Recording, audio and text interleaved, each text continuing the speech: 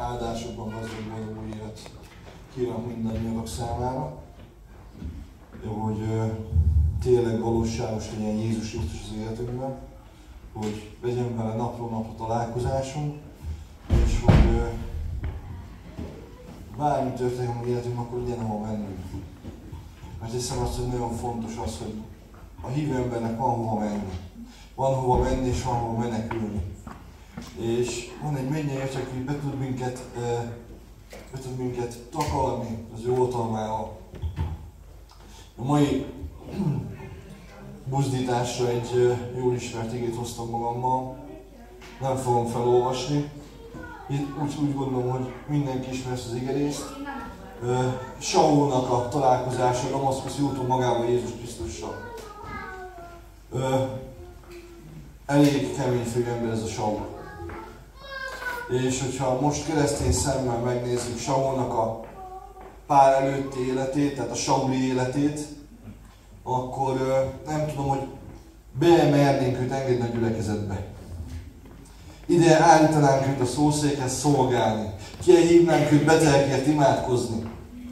Mert ez az ember volt az, aki Istennek a népét el akarta pusztítani. Mi föl akarta számolni. Mi akarta semmisíteni. És lehet, hogy úgy gondolt, hogy jót cselekszik, mert a zsidó hitvallást védte. Úgy gondolta, hogy ő jót tesz ebben. Mert ő neki nem volt találkozása Jézus Krisztussal. Nem látta az ő kereszthalálát. Nem látta az ő gyógyításait. Nem látta az ő szabadításait. De tudjátok, történik valami. Eljön Saul életébe Damaszkusz. Eljön Saul életébe Damaszkuszi út. Az az út, ahol valóságos találkozás van Jézus Krisztussal. Avval a Jézus Krisztussal, aki nem csak meghalt, hanem fel is támadt. Avval a Jézus Krisztussal van valóságos találkozása, aki nem csak a vérét folyatta a kereszten, hanem magára vette az emberiség bűnét, a sauli bűnöket, azokat a bűnöket, amiket elkövettünk megtérésünk előtt, amit elkövetünk nap mint nap, hétről hétre, keresztényként, Pálként, Péterként, Jánosként. És úgy gondolom, hogy többségeteknek megvolt a damaszkuszi út. Megvolt a damaszkuszi útatok. És vissza tudtok emlékezni, milyen volt az a találkozás Jézussal? Milyen volt az a Jézus? Ez a Jézus nem vesztett a fényéből, nem vesztett az erejéből. Ez a Jézus ugyanaz, mint a damaszkuszi úton. Ugyanaz, semmit nem változik. Semmi. Lehet, hogy úgy érezzük, hogy gyengül az ő ereje, gyengül az ő hatalma. Nem igaz. Csak mi távolodunk el Damaszkusztól. Mi távolodunk el Jézus Krisztustól. Úgy hívjuk, hogy ezt Damaszkusz utat, hogy pálforduló, 180 fok, pálforduló. És kérdem én, hogyha ez a Saul most itt megjelenne a gyülekezetbe, mit szólnátok hozzá? Azt mondnátok neki, hogy testvér, dehogy testvér, ellenségem, húzzák kifelem arra gyorsan. Ide te be nem teszed a lábad pajtásod, el akarod pusztítani Istennek a népét. Hogy gondolod te ezt? Hogy veszed a bátorságot bejönni azon az ajtón? Mit képzelsz te magadról? És Isten mégis ezt a Sault akarja használni. Istennek mégis van terve ezekkel a Saulokkal.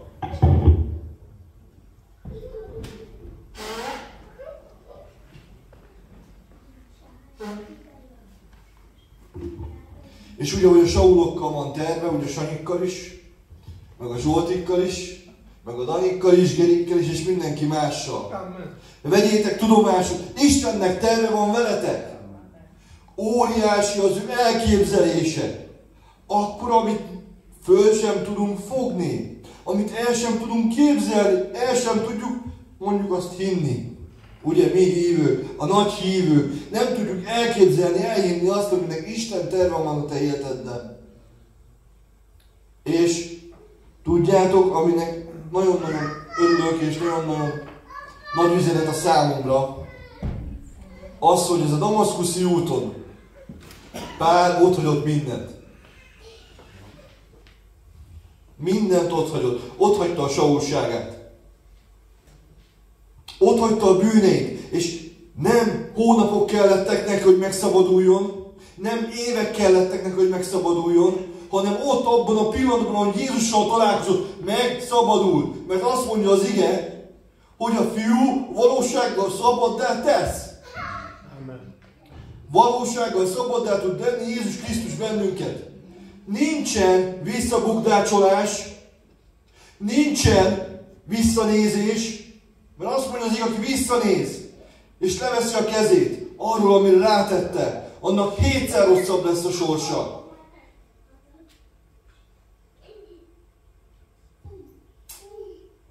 Úgyhogy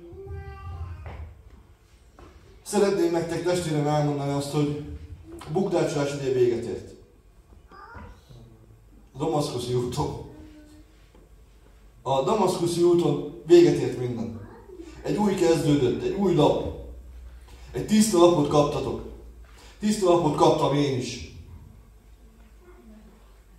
És ebben a tiszta lappal te döntöd el, mit kezdesz vele. Te döntöd el, hogy mit csinálsz vele. Hogy tényleg 180 fokot vesz az életed. Vagy megtartasz bizonyos dolgokat abban a saulság, az olyan jó volt. Úgy tudunk dolgokhoz ragaszkodni 2 kézzel. És nem akarjuk elengedni. Mert azt hiszük, hogy nekünk az kell. Nekünk arra szükségünk van. Pedig az Istennek nincs rá szüksége. És az Istennek nincs rá szüksége. Neked sincs, hidd el. Jézus Krisztus valósággá szabaddá tesz. Jézus Krisztus valóságában akar meggyógyítani. Jézus Krisztus nem akarja azt, hogy bukdácsolj, hogy kejfejjancsik legyünk, hogy lefekszünk, felállunk. Istennek nem ez a terve. Igaz, hogy az az út, ami a mennybe visz, ez egy nagyon keskeny, tövisekkel, kövekkel kirakott út. Pál is nagyon sokszor ugye megkapta a magáét ezen az úton. Nem tudom hányszor szenvedett hajótörést, hányszor verték meg, hányszor kövezték meg Jézus Krisztusért. Minket hányszor vetnek meg Krisztusért? Hányszor nevetnek ki a te barátaid, a te ismerősöd, a te rokonaid? Ki nevetnek? Hála az Úr. Leköpnek. Engem köptek már Jézusért. De hiszem azt, hogy annak ellenére, hogy azt a fiatalembert össze tudtam volna hajtogatni papírkutyává, de nem tettem. Jézusért nem tettem. Mert a sauli dolgokat el kell hagyni. A sauli dolgokat le kell tenni.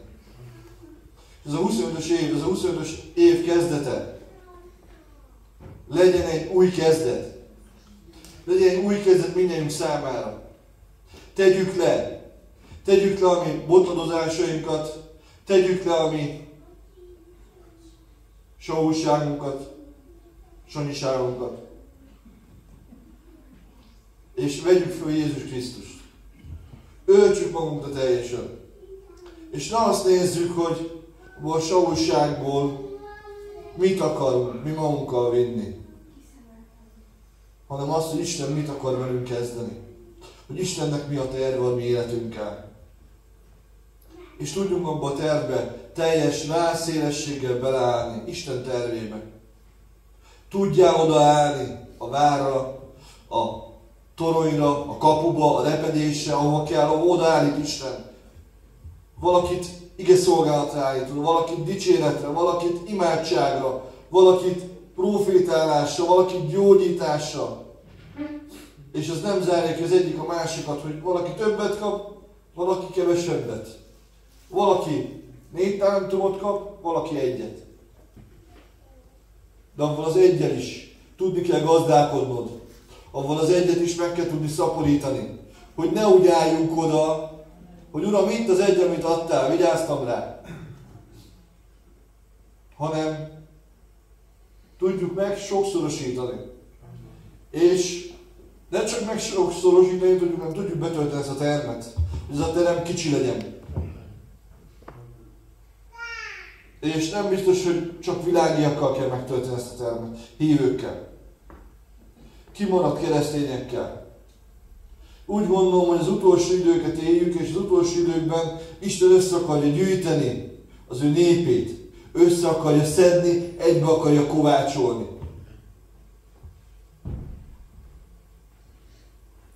És olyan népet akar, aki erős, egybe kovácsolt nép. Aki nem hajlik el, aki nem törik meg, hanem odaáll válszélsébe és beleáll a munkába. És ezt elsősorban magamnak mondom, másodszorban nektek. Hogy azt a damaszkuszi utat ne felejtsétek el, hogy mi volt a te életedben, a te damaszkuszi utadon. Hogy találkoztál Jézussal. És erősítsd föl a te életedbe, a te emlékeidbe azt a találkozást. Mert emlékezzetek vissza, hogy amikor találkoztatok Jézussal, mennyivel könnyebb volt hirdetni Jézust kint az utcán, meg a családban, meg az ismerősnek. Most meg elhallgatjuk. Mert lelaposodtunk, beültünk a székbe, kényelmesen. Korbácsoljuk föl magunkba a damaszkuszi utat. Jézusnak az emlékét napról napra. Hogy tud hirdetni. Tud bizonyságot tenni mindig. És lássák rajtad azt, hogy te keresztény vagy. Na azt mondják, hogy na, ez is szép gyerek, ugyanolyan, mint én. Ez keresztény, ugyan adjuk meg. Ugyanúgy káromkodik, mint én. Ugyanazt csinálja, mint én csinálok. Ugyanúgy lop, mint én a munkahelyről. Ugyanúgy csal, ugyanúgy hazudik, ugyanúgy kamuzik. Hát mivel különböz tőlem? Ne ilyenek legyünk. Próbálj meg fény lenni, só lenni. Isten Pálnak a damaszkuszi útját példaként adta számunkra. Nem csak Pálnak szól a damaszkuszi út, hanem nekünk ma élő keresztényeknek is szól. Hogy ne felejtsük el Damaszkuszt. Ne felejtsétek el Jézussal való találkozást. Az, hogy milyen hatalmas volt Jézus Krisztusnak a hatalma, mikor hozzád szólt. Hogy szólt hozzád. Miképp, és azóta hányszor szólt hozzád. Hányszor jelent meg a te ágyad mellett. Te beteg ágyad mellett, vagy bármilyen ágyad mellett. Hányszor jött oda közel. És hányszor mondtad azt neki, hogy Uram, most nem érdekel. Uram, most fontosabb a hobbim, fontosabb a munkám, fontosabb a kutyám, macskám, vacsorám, stb. Családom, gyerekem, sorolhatnánk.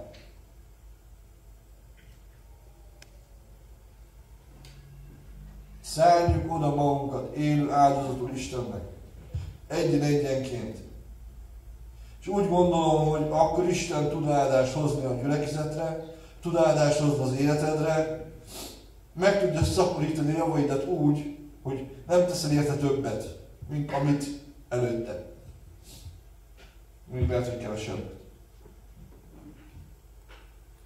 Úgyhogy nagyon áldott 2025-ös esztendőt kívánok nektek, és ezt szeretném ott a szívetekre helyezni, hogy Jézus Krisztusnak a dicsőséges megjelenés az életedben ne halványodjon el az a damaszkuszi út. Nem tudjon olyan erősen élni, mint az első pillanatban. Tudjon olyan erős lenni, mint amikor találkoztál vele. Ámen.